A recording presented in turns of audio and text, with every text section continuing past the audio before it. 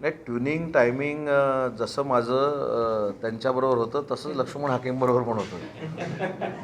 हे तुमच्या जिल्ह्याचे सुपुत्र आहे.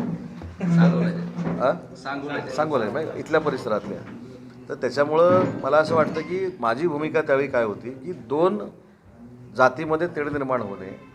आजही आमची भूमिका अशी आहे की OBCचं काही कमी न होता जे 10% मराठा समाजाला आरक्षण दिलेलं आहे हे टिकलं पाहिजे.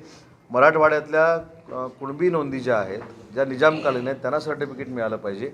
शिंदे समितीची मुदतवाढ जी करायची आहे ती देखील मुख्यमंत्री महोदयांनी करतो म्हणून सांगितलेली आहे.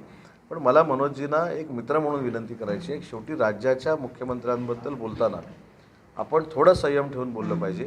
कारण ते राज्याचे मुख्यमंत्री आहेत, जनतेनं त्यांना निवडून दिलेलं आहे.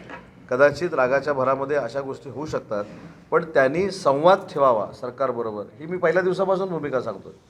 आंदोलन हे ठीक आहे, आंदोलन केलं हा देखील लोकशाहीतला एक भाग आहे, त्याच्याकडे सकारात्मक आणि आदरतेनं बघितलं पाहिजे.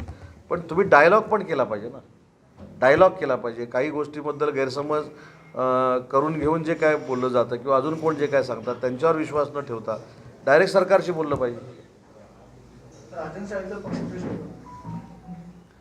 आता आपण जरांगी पाटलांवरनं परत कोकणात आलो. राजन साळवेंवर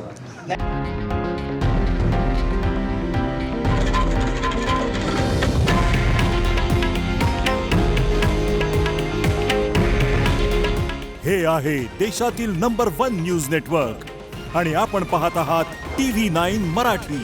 काळजी तुमची, हित महाराष्ट्राचं.